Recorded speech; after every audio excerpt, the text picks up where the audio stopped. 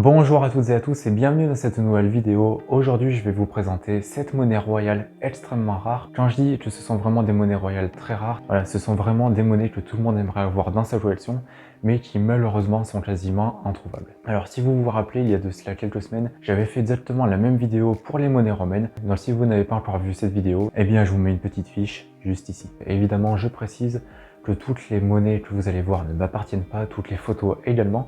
C'est pourquoi je vous mettrai les liens des différentes annonces directement dans la description. Comme ça, si vous souhaitez en savoir plus par rapport à une monnaie, eh bien vous pourrez le faire directement. Évidemment, n'oubliez pas de vérifier que vous êtes bien abonné à cette chaîne et on est parti. Donc pour la première monnaie, donc on commence doucement avec un double tournoi de Louis XIII. Donc c'est une monnaie que tous les collectionneurs de monnaie royale possèdent, du moins en général, et c'est une monnaie qui est assez facilement trouvable et qui est assez commune. Voici de quelle monnaie je parle, donc il s'agit de l'exemplaire de 1622 avec l'atelier N, donc pour Montpellier, et c'est une monnaie qui a pour particularité d'être vraiment très rare, puisque déjà elle est classée en R3, donc je vous le rappelle, il y a une échelle qui va de R1 à R5, et donc quand vous avez une monnaie qui est cotée R3, ça veut dire qu'elle est quand même assez rare. Donc comme vous pouvez le voir, c'est vraiment un double tournoi assez classique. Sur l'avers, eh bien, vous avez le buste de Louis XIII et sur le revers, eh bien, vous avez les 3 lys. Jusque là, rien d'exceptionnel. Mais comme c'est une date et un atelier qui sont assez rares, eh bien cette monnaie s'est vendue à 1350 €. Donc voilà, ça fait vraiment une monnaie assez rare.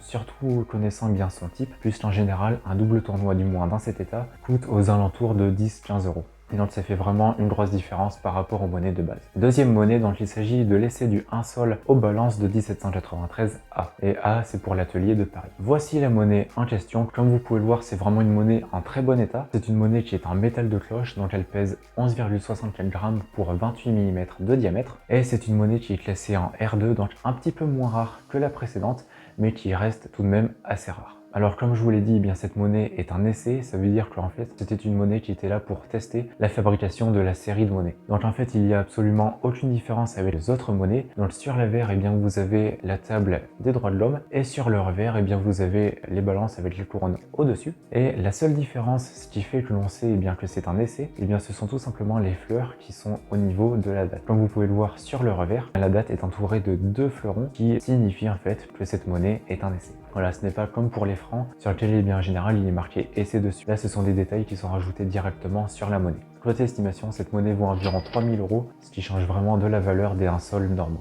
Troisième monnaie, donc il s'agit d'un demi-teston de Louis XII. Donc voici l'exemplaire en question.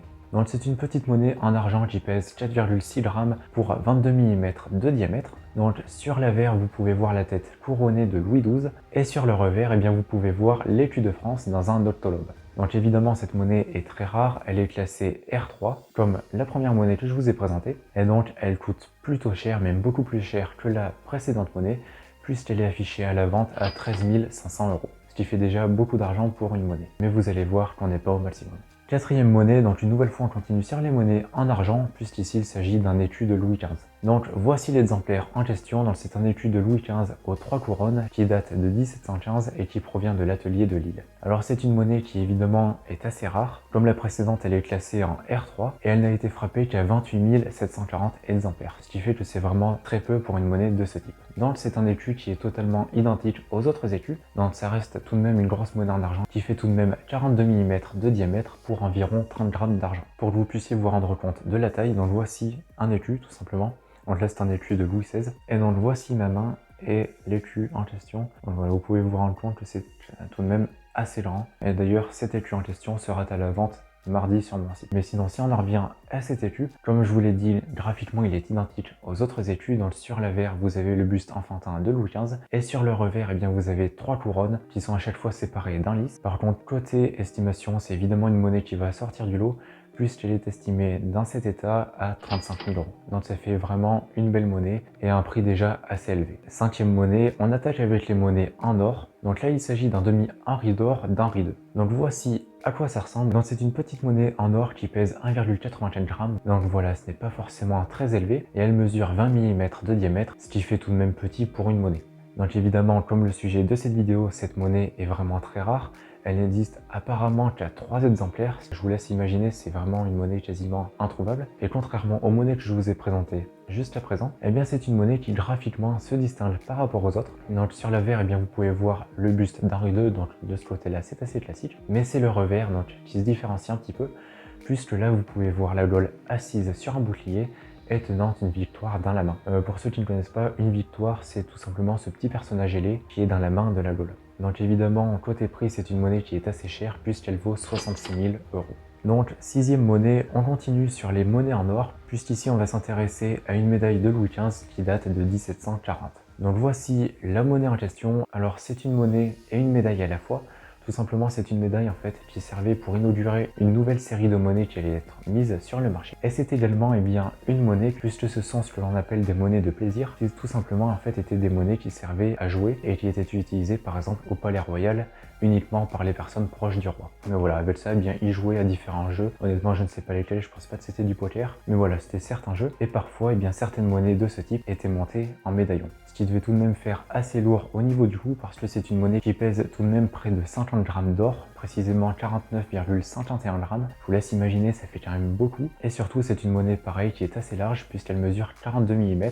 Donc la taille de l'écu que je vous ai présenté tout à l'heure. C'est vraiment énorme pour une pièce, surtout pour une monnaie en or. Côté graphique, c'est une monnaie tout à fait basique. Sur l'avers, vous pouvez voir le buste de Louis XV et sur le revers, vous pouvez voir l'écu de France. Donc voilà, juste là, c'est tout à fait normal. Par contre, au niveau estimation, évidemment, c'est une monnaie qui vaut très cher, puisqu'évidemment, il n'en existe que quelques exemplaires, et elle est estimée à 130 000 €. Donc, comme je vous l'ai dit, c'est vraiment une monnaie très chère, et une monnaie qui doit être vraiment incroyable à avoir dans sa collection. Septième monnaie, une nouvelle fois c'est une monnaie en or, et c'est une monnaie un petit peu similaire à la précédente, puisqu'il s'agit une nouvelle fois d'un 10 louis d'or.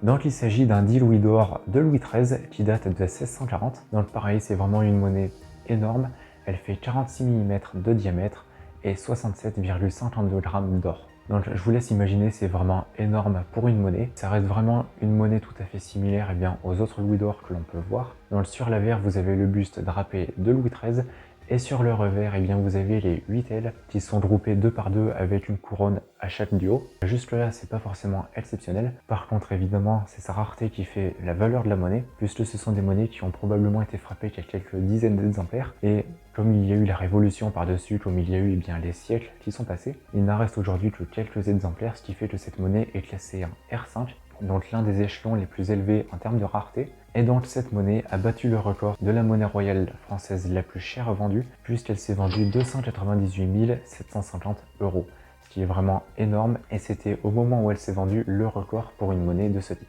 Donc voilà, c'est vraiment une monnaie qui est incroyable, qui vaut évidemment très cher, mais qui malheureusement est quasiment inaccessible. Donc voilà pour ces 7 monnaies royales extrêmement rares. Évidemment, n'hésitez pas à me dire dans les commentaires quelle monnaie vous a le plus intéressé, quelle monnaie vous aimeriez le plus savoir. Pour ma part, évidemment, je prendrai le 10 louis d'or de Louis XIII, je pense comme quasiment tout le monde. Donc voilà, n'hésitez pas à me le dire dans les commentaires. Également, comme je l'ai dit en début de vidéo, vous retrouverez tous les liens de chaque monnaie dans la description. Donc si vous souhaitez en savoir plus par rapport à une monnaie, n'hésitez pas à aller y voir. Aussi, vous retrouverez dans la description le lien vers mon site internet empiredesmonnaies.fr. Je ne vends malheureusement pas ce type de monnaie sur mon site pour l'instant, mais il y a différentes monnaies qui pourraient vous intéresser, donc n'hésitez pas à aller y voir. Vous avez des monnaies romaines, des monnaies royales, des monnaies féodales, etc. Il y a d'ailleurs un nouvel arrivage de monnaie royale qui arrivera mardi, juste après cette vidéo. Et d'ailleurs, l'étude que je vous ai présenté tout à l'heure sera mise en ligne mardi matin. Comme d'habitude, si cette vidéo vous a plu, n'oubliez pas de lâcher un pouce bleu, c'est vraiment très important, ça me soutient énormément. Également, n'oubliez pas de vous abonner à cette chaîne YouTube pour être au courant des nouvelles vidéos qui sortiront. Et évidemment, n'oubliez pas d'activer la cloche des notifications. Si vous êtes encore là, déjà merci beaucoup. Et puis marquez dans les commentaires Louis d'or, comme ça au moins je saurai qu'il reste jusqu'à la fin. Voilà, d'ici là, je vous souhaite une bonne journée ou une bonne soirée. Prenez soin de vous et de vos proches, c'est vraiment très important. Et puis on se voit dans une prochaine vidéo. Allez, salut!